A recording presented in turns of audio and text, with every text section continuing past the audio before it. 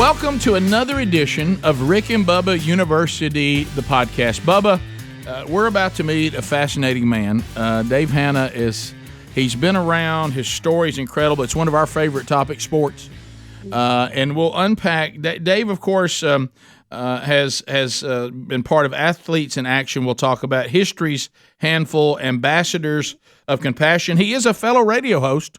As a matter of fact, hosts Great Moments in Sports and actually played a little ball, Bubba. He's the pride of Alden, Iowa, and spent some time on scholarship at Oklahoma State, played for the Rams, had an injury, and then holds some unofficial world records in weightlifting. So he's been around. Yeah, but other than that, around the ball. Other than that, there's not a lot to talk about with Dave. Dave Hanna, welcome to Rick and Bubba University, the podcast.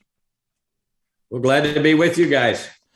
Well, I was talking with an acquaintance of yours that I am in Sunday school with, and I was hearing your story and all the things you have been involved in. But I knew pretty quick, as it was suggested, you'd be a great podcast topic. So let's talk a little bit about. Did I say that right? That you're is it Alden, Iowa, or Alden, Iowa?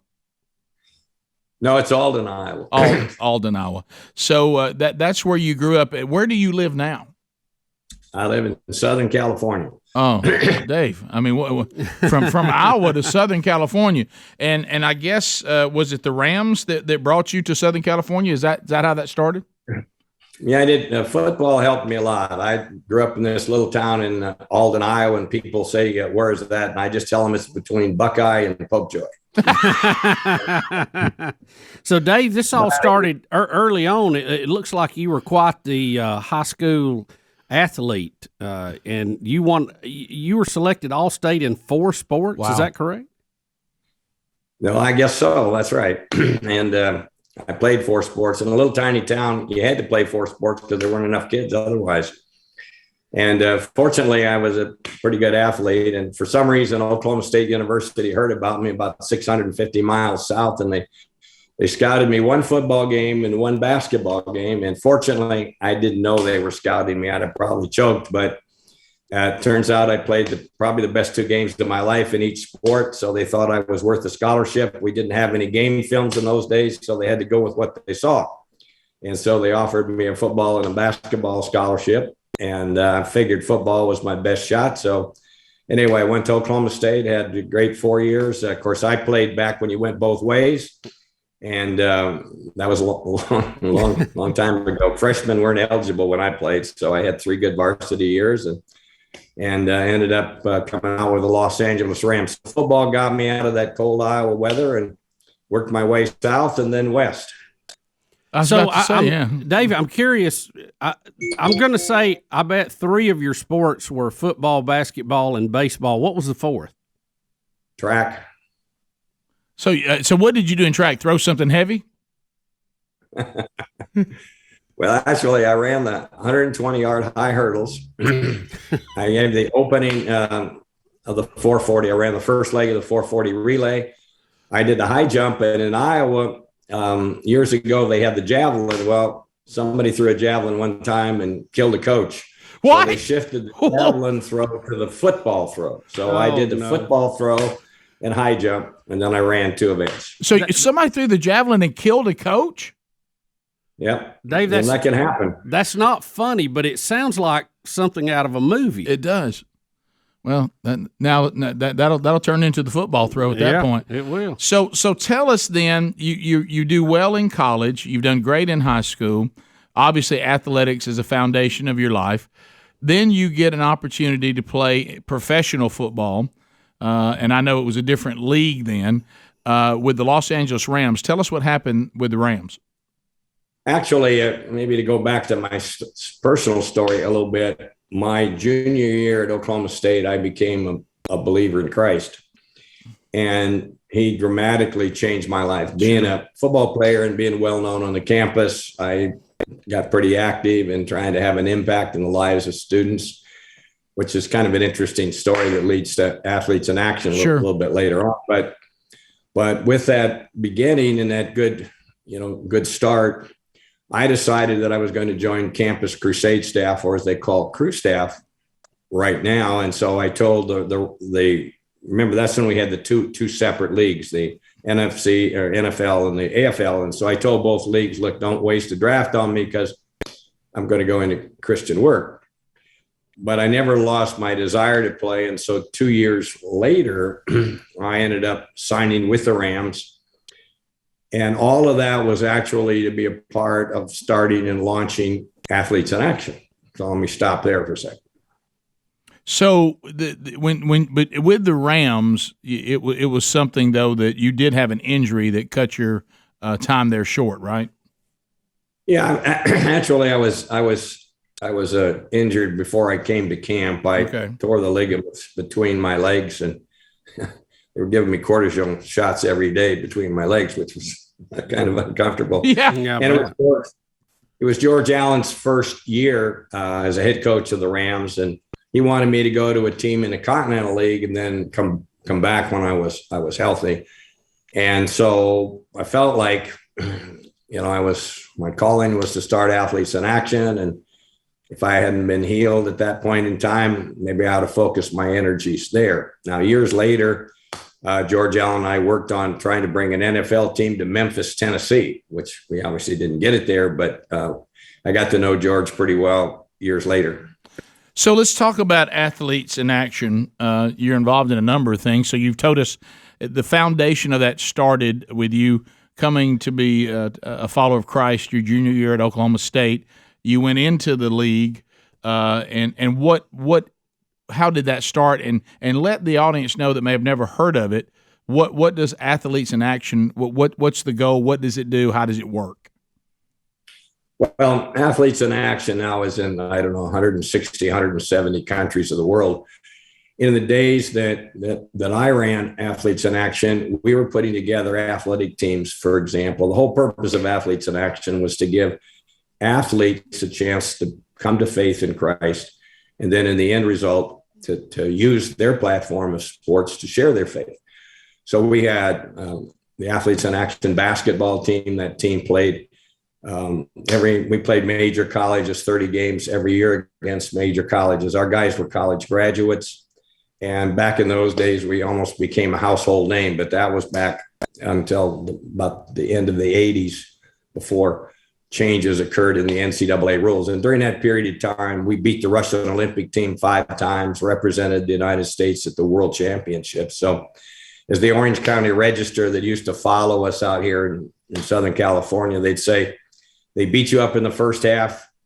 They share the gospel with you in the second half or at halftime, and they beat you up in the second half. Now, you guys can appreciate this being believers, but in the early days, we had good teams, but not great teams. It took a while to get there. So when we would lose at first, they would say, well, what do you expect? They're Christians. Then after we started beating all the top teams, they said, what do you expect? They're pros. So the whole issue is the way people look at it. I remember John Wooden. You guys would probably remember that name. Still probably the greatest basketball coach, and certainly in college history. And I used to get together with him pretty regularly. And I remember this was after he won like his 4th national championship, and we were still trying to figure out how to get our basketball team to the top. So I'm talking to John, and I said, how can we build a team that can beat you? And John said, you can't. and at that point I could understand, but he said, Dave, I got 3 pieces of advice I can give you. Number 1, you need a better coach. Well, I kind of figured that one out, but when John said it, then I realized I needed to. Secondly, you got to have better talent. And third, you got to hire one of the refs.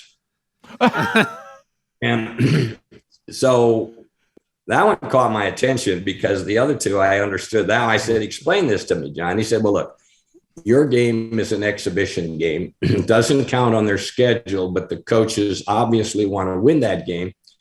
And so what happens at the college ranks, for a referee to become a conference referee, they have to get approved by, coaches, I guess.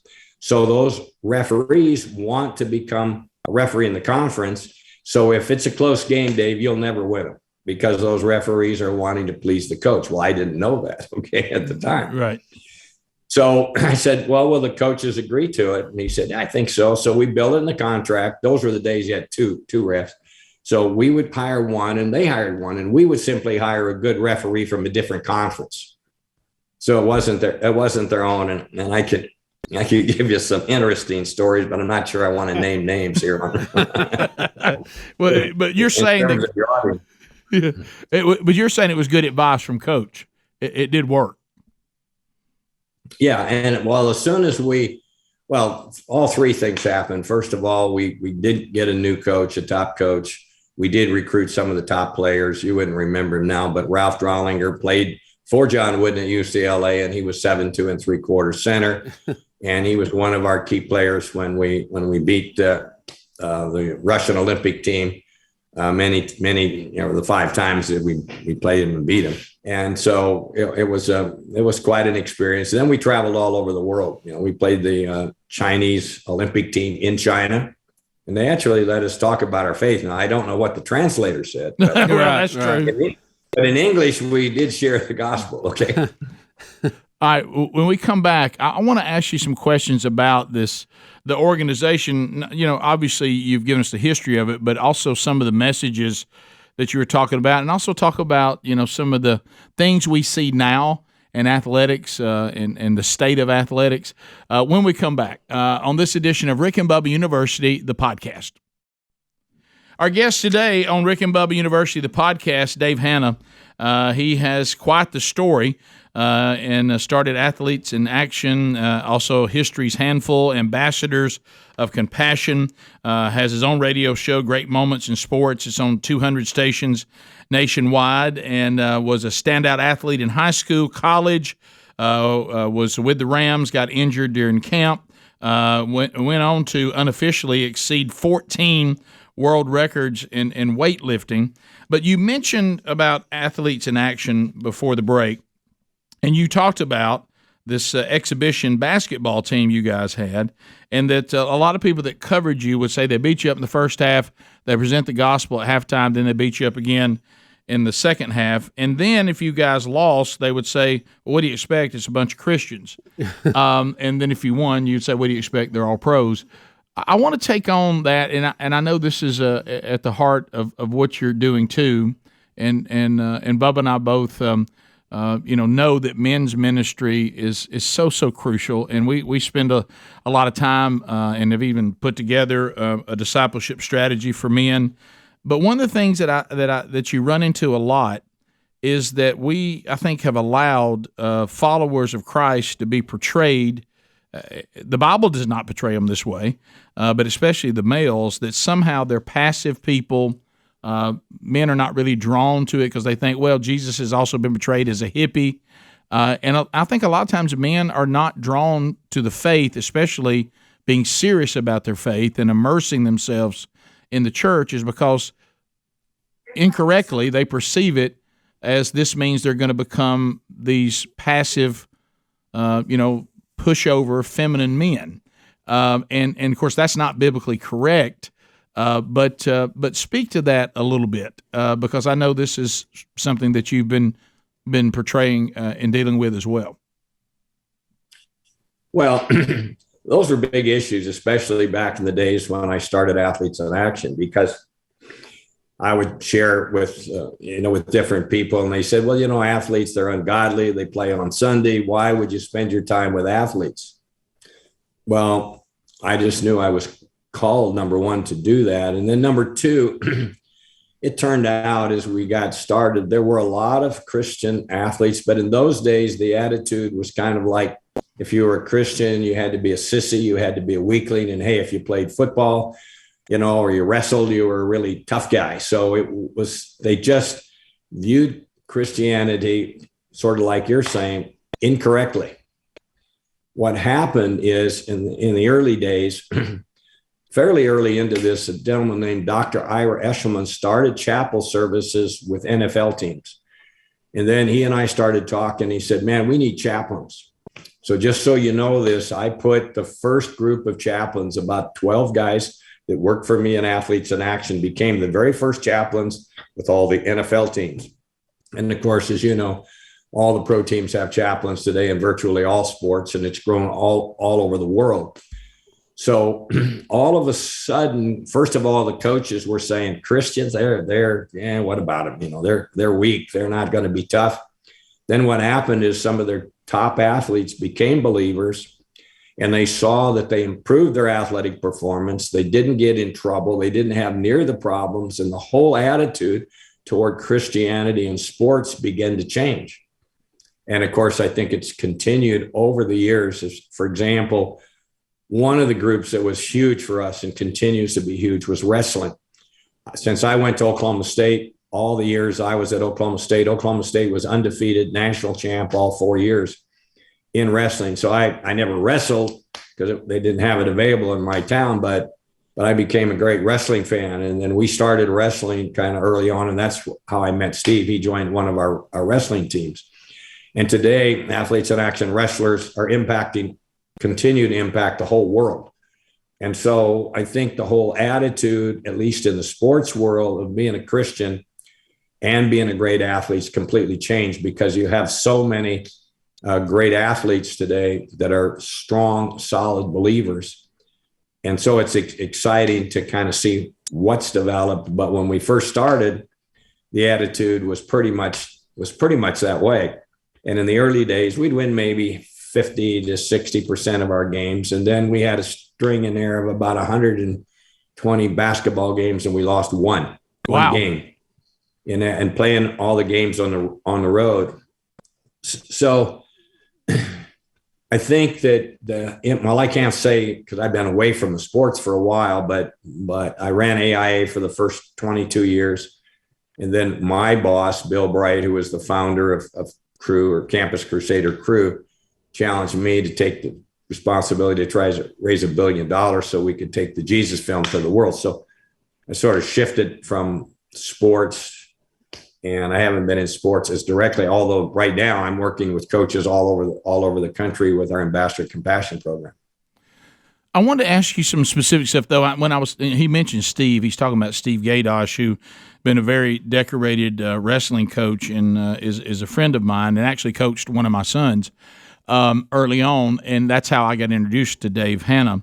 So, but Dave, he was telling me some of the things that, if you had advice to say parents today, because there's all kinds of confusion out there about my kid is wanting to enter into sports, and it's almost become now that if I haven't hired a specialist for my kid, and my kid's not involved in some travel league and traveling all over the place and playing tournaments every weekend, of course, sadly, a lot of times on Sunday, and he doesn't have a coach that teaches him this and a coach that teaches him that we're paying for on the side, then my child has no chance to develop as an athlete. Do you see this trend as something positive, something negative, or do you have any advice for parents that want their kids to be able to maximize their God-given athletic ability? Well, that's an interesting question. I would say this is the world we live in today.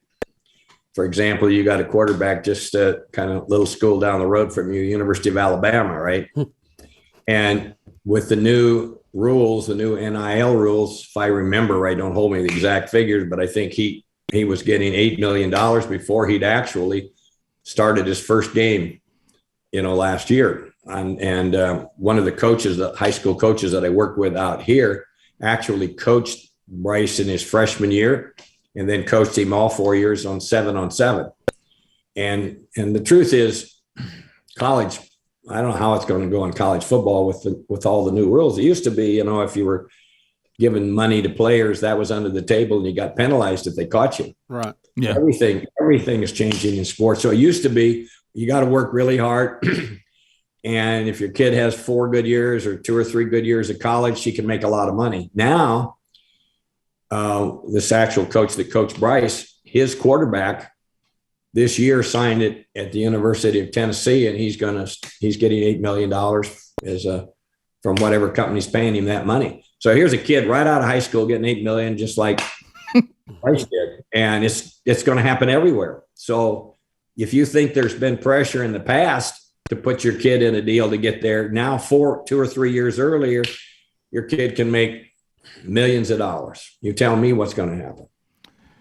Yeah, it's not pretty, and that I think that's only going to add to the pressure. Maybe at first you just wanted your kid to be able to play college. Now you're thinking, well, my kid might be able to make good money. Well, and now that the money's in it, you think, hey, Junior can pay the house off. Now it becomes an investment, not just a plan to play sports. Yeah, so now you're going to have all these organizations popping up, and I think some of them are good. Don't misunderstand me, but now can you imagine the organizations popping up? We're not just saying come to us and we'll get your kid a Division I scholarship. Now it's going to be come to us and we can find a way for your kid to make millions of dollars playing college football or baseball or whatever. Yeah, I think the dust is yet to settle on that. The NCAA, I wish, had got out in front of this, but unfortunately they didn't. And, we're free market people. We think that some of that is good, but it's like so many things, what starts out good can sometimes get out of control, and the NCAA's kind of lost control of it now, so we don't know where it's going to go. Well, and we don't, and I think you've got a lot of good people that are going to work on it, so let's hope that they can manage it and control it. It's just that they didn't make the decision to open that up, but now it's open, and there's been a lot of argument on, hey, these kids work hard and the schools make a lot of money on them, so I can understand the argument on both sides, but I think a lot of this is to be seen because parents are going to be pushed more than ever.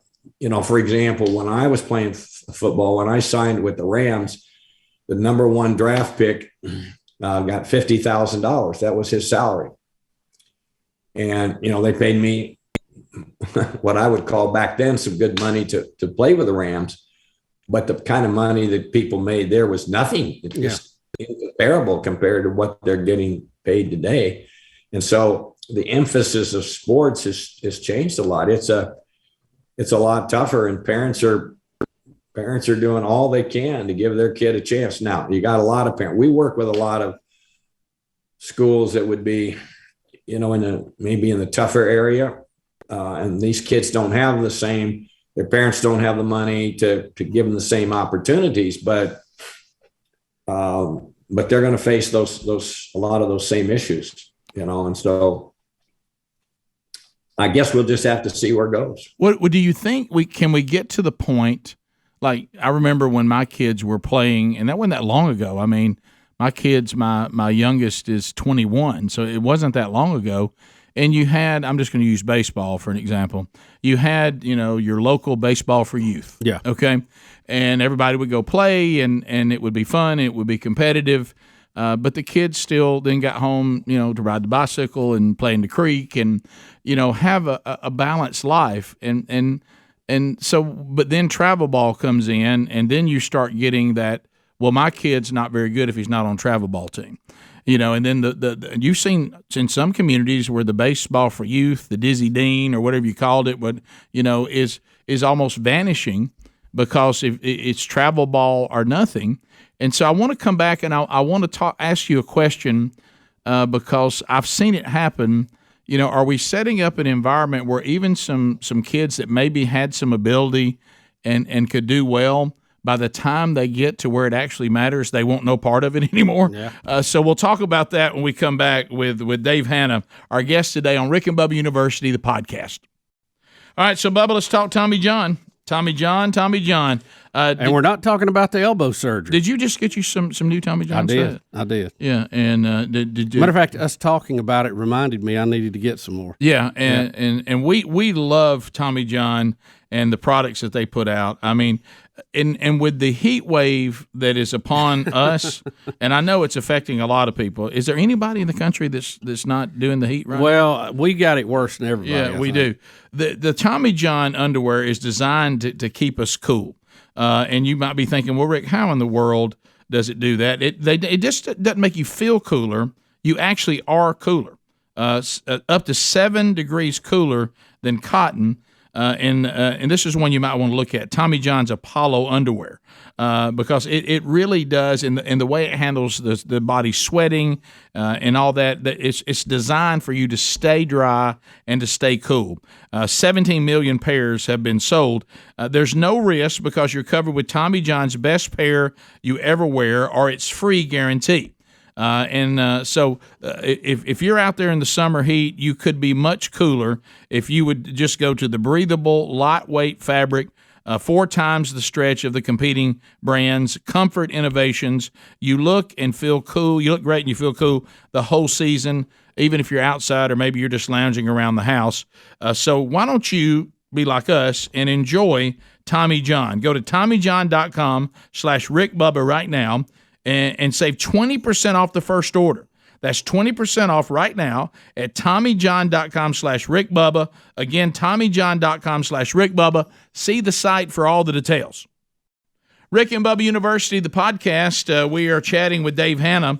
Dave Hanna has been working in sports and around sports for years and years and years, and is now still working with coaches and has a little bit of everything going on. He actually was part of starting Athletes in Action Campus Crusade for Christ. So I asked the question when we were going to that break, with all this pressure we're seeing now with the NIL, and it's always been pressure, that your kid gets to big time college and maybe to be a pro, and we know the odds of that are not all that high. My concern, Dave, is are we creating an environment where these sports aren't fun anymore for children? Well, I would say certainly. It's not just a game to play and enjoy. It's a lifestyle, and the parents, if they're really hoping that their child will end up in the NFL or pro baseball or pro basketball or any of the other sports now, and there's so many that are developing, they're pressuring their kids. And it's interesting because we work what I do now with Ambassadors of Compassion. We're dealing with the tremendous anxiety, mental health issues, suicide tendencies among kids. And if you see suicides, the tendency out here, well, all over the country, is you got the starting quarterback making 4-point grade average and he kills himself. Right. Or the girl that's the cheerleader, she's on the soccer team and making good grades and real popular and kills herself. Well, why are kids that are some of our most successful high school kids taking their lives? And every year now, over 2 million kids, according to the National Alliance on Mental Health, said over 2 million kids are attempting suicide every year. Now, most don't succeed, but about 750,000 end up in the hospitals of those that try and don't succeed. So it's a huge issue. And this was all pre-COVID. It's grown dramatically since then. So with that, why are kids that are the most successful taking their lives? And I've talked to a number of parents who have lost a child to suicide, and none of them had the foggiest idea. But I think it's because maybe sometimes without realizing it, parents put this tremendous pressure on their kids. If you think about it, if you want to go to a certain university, you can't make any mistakes or you'll never get there. If you want to be a star and make a fortune, you can't make any mistakes. So a lot of these kids feel this incredible pressure that you're describing, and the solution they've come up with is to take their life. So, Dave, being a little older now, you look back and you think about the things that we felt pressure from growing up, and how important sports could be. Having friends, having, people to date and all that kind of stuff. And at the time, it seemed extremely important. Maybe you got your heart broke by a female or something. But as you get older, you realize it just wasn't that important. At that, even though then it seemed like it was a monumental mountain to climb, now you realize how silly and how passing some of that was. Well, no, I think as you get older, you do look at it differently. I never pushed my sons into sports hard. Now, my oldest son, Eric, who I work with now on a regular basis, because he and I are doing Ambassador Compassion, he did get a full scholarship, started as a freshman at the University of Colorado. Unfortunately, he was in a car accident and he was in the back seat, but he ended up having to have back surgery, came back, pretty well had won the starting job. And then the doctor said he couldn't play because of his back. So he was a member of the national championship Colorado team, but he didn't play that year. But there's just a lot of pressure that didn't exist when I was playing. When I was playing, you had to have an off-season job. Nowadays in the pro world, you don't have an off-season job. You just do the sport all year round, right? But you didn't make enough money in those days. And then you think about it, you want to think of the pressure is because now all the entities are out there and they're telling the school, here's the top 300 best football players or best basketball players. I would have never made that because they wouldn't go down and check a little town like mine. So in today's world, I'm sure I would have never gotten a college scholarship, but I was able to get it then because they were out looking for people and they didn't, and nobody was keeping track of all of them. So there is so much pressure in sports today that didn't exist a few years ago. Now, how is it going to turn out? I don't know. Human beings generally are pretty resilient, and that's what we're struggling with more. Today's world, kids are less resilient than they've ever been. And that's what our whole program exists to try to help build resiliency, deal with mental health issues. And I work with coaches all over the country, and I can tell you story after story of the struggles that are going on today.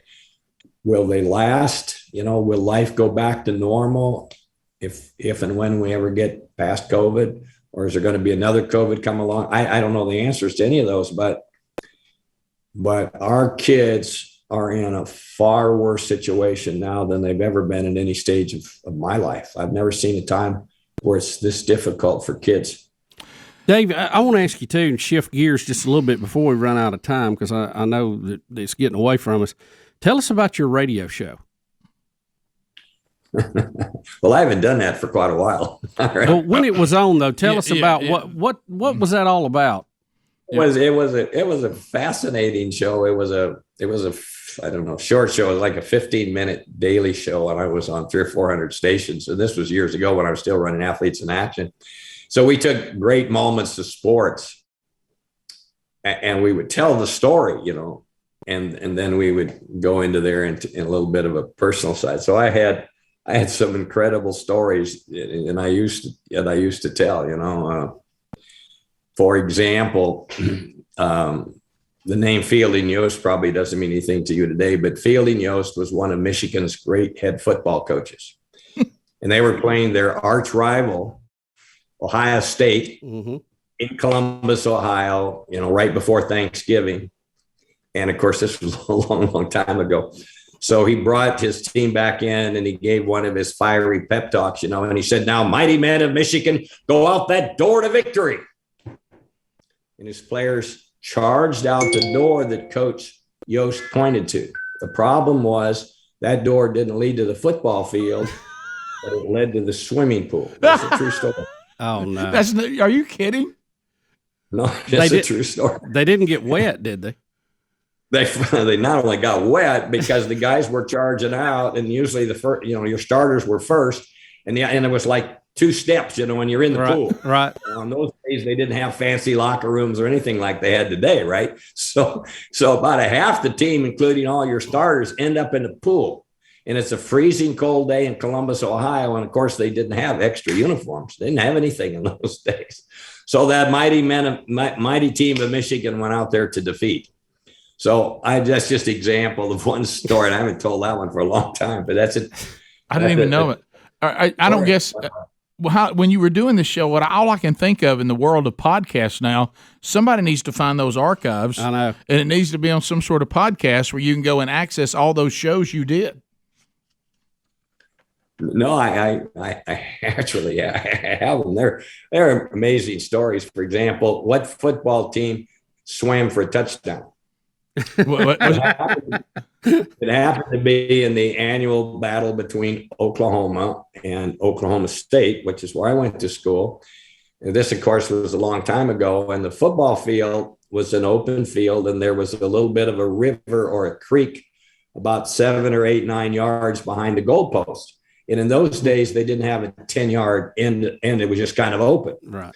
And Oklahoma State guy punted, and they blocked the punt, and it rolled back into the end zone, rolled into that creek, and an Oklahoma guy ran back there, jumped into that water, swam out, and recovered the ball for a touchdown.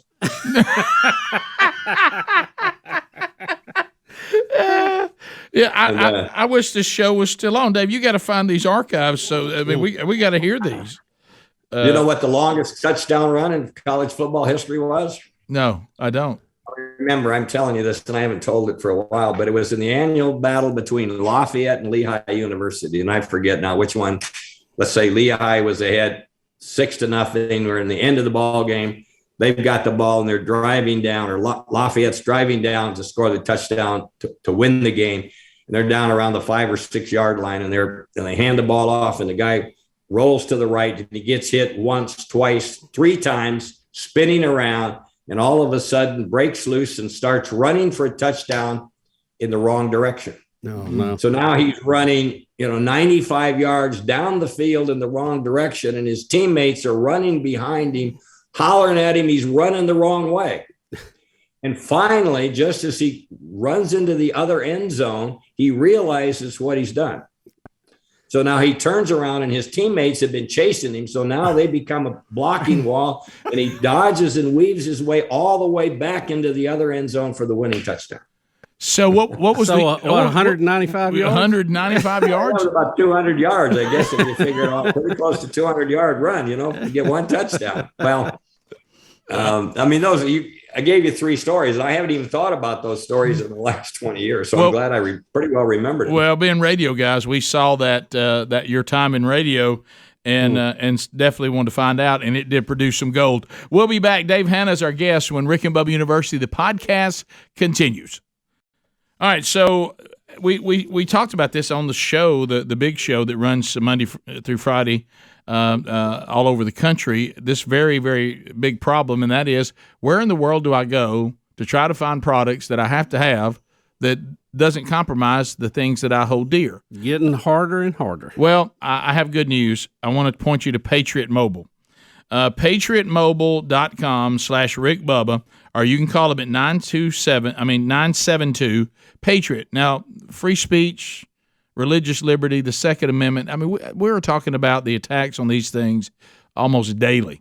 The constitutional rights are under constant attack. It seems to get worse, but this is a good reason for you to support Patriot Mobile. They're not just America's only Christian conservative cell phone provider. They're one of the few companies that are fighting back. They offer the same nationwide coverage as the major carriers, so you get the same great service, plus the peace of mind that your money is combating the left's attempt to silence you.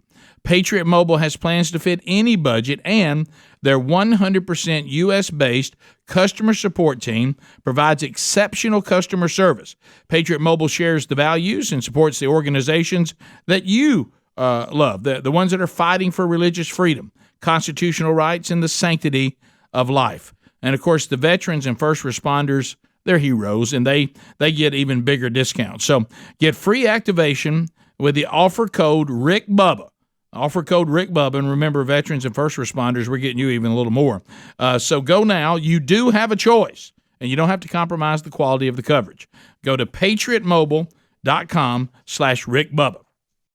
Dave Hanna is our guest on this edition of Rick and Bubba University, the podcast, and he has done a little bit of everything.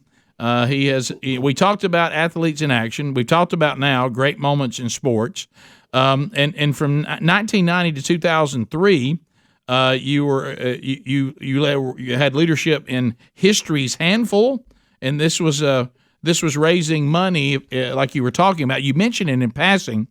But the money you were asked to raise, which was $1 billion, the goal was to try to get the gospel to every single person on planet Earth?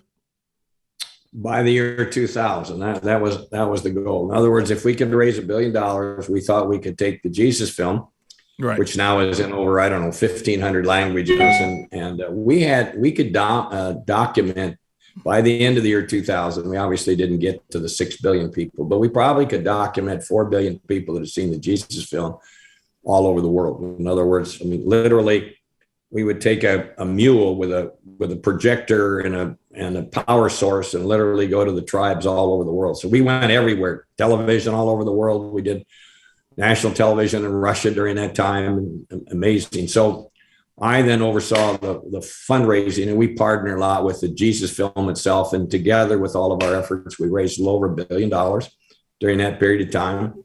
And we were able to demonstrate that about 4 billion people had seen the Jesus Film. Of course, we still did all the other things, AIA and all the other things we were doing as well, campus and ministry all over the world. Well, and now, as you mentioned, since 2004, you've been full-time in Ambassadors of Compassion, and you mentioned that, but I kind of want to wrap it up because landing there, because there's a lot that you guys are doing. And one of the things is, back to these goals again, is to reach 1 million students by 2024. And you talked about some of the problems that you are seeing, but what are some other things that Ambassadors of Compassion do? I see here there's a food distribution with Tyson Foods, and tell us exactly what goes on in the organization comprehensively. No. Yeah, thank you. That's what we're doing now. Let me explain. It's very important because we work in public schools all across the country. Our program is taught during school hours. And so our program is a non-political, non-religious organization that takes real life principles in. And our goal is to help really build resiliency and mental health and leadership back into our kids. And when I was growing up, I think most every parent thought it was their job to teach kids life values. So schools, if you think about it, in those days focused on reading, writing, arithmetic, and other things along that line. And I think what's occurred is our world has gone along now.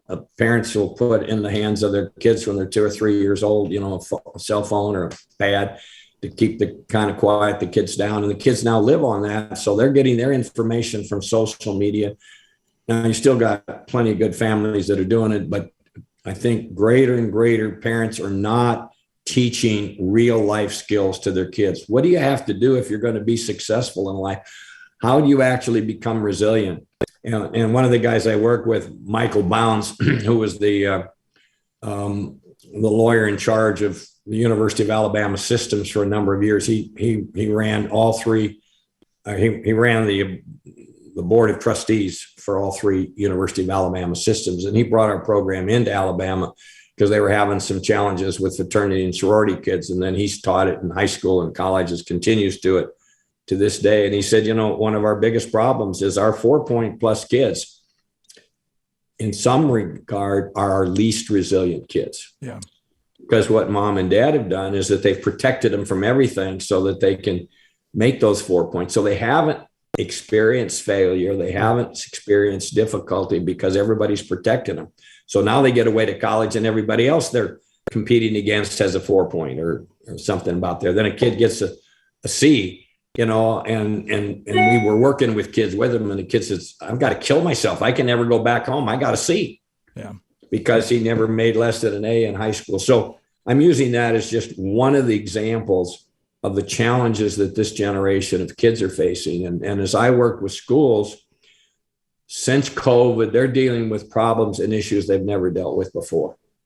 I mean, I could take time, which I won't go into, and cover a lot of the issues. But our whole goal is to come in, take strong life values that should be being taught at home.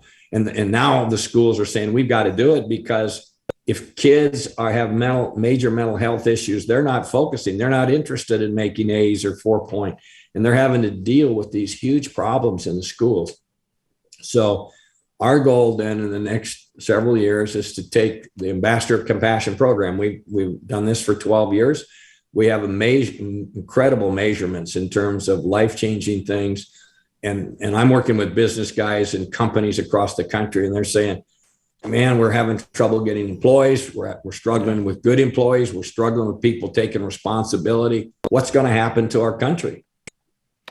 Yeah. And so our kids are the future of our country. And we have a plan. If you're familiar at all with Malcolm Gladwell's book, Tipping Point, He said that if you can get 6% of a group really committed to that over time, that 6% could change the whole group. Well, 1 million high school kids happens to be 8% of the high school kids in America. So our goal is to put in the next 1 to 2 years, 1 million kids through the program. And I haven't even covered what the program is, but we're talking about a program designed to really help change kids' lives, help them come to grips with the real issues of life, and start making basic decisions. For real quick, for example, the LIFE program. I'll use that as an example. L is for labor, kind of unique concept. If you want to succeed in life, you need to work. Yeah. So then we help kids think through what do I want to do later on? And then influence is huge, good influences and bad influences. And I work in a lot of the Title I schools out here, and you got gangs everywhere around those kids. So these kids get into gangs, so when they go into that, they go into their journal and said, who's been a positive influence? You're like, well, it might be mom and dad or a teacher or a friend or a grandparent. Who are the negatives? You usually have 2 or 3 times more on those. Then we say, well, the positive influences in your life help you achieve your goals and dreams. And the kids will say, oh, yeah. Then what about all these negative influences? Well, no, I never thought about it before. So then we go in and help them. How do you get rid of those negative influences? And how do you change? And where do you find positive influences? And then the F is forgiveness. And of course, we're dealing with, there's a lot of research out that if you stay angry with people all your life, you're going to have diseases later in your life that could shorten your life. So learning to forgive everything from parents to other people is critical. And this has been a really big deal. And then the E for us is experiences. We start off, negative experiences don't have to destroy your life. And we're dealing with a lot of kids that have had a lot of negative experiences. So we start with a powerful 2-hour training program. Then the kids go through 10 weeks. They're in small groups. And then we train the people, and they really get in and they start talking to each other. Now they come to grips. And they've got to take a project to help change their city. And now we're beginning to work on getting businesses, city leaders, and the schools working together so our kids can start helping maybe rebuild compassion in America in their community. Dave, thank you. That's incredible. Ambassadors of compassion, and I think it's needed now more than ever, because we got kids, as you said, that haven't been taught to persevere, facing things that require perseverance. Dave Hanna, thank you so much for your time today, brother, and thank you for what you've done. A fascinating story, and thanks to all of you for joining us on this edition of Rick and Bubba University, the podcast.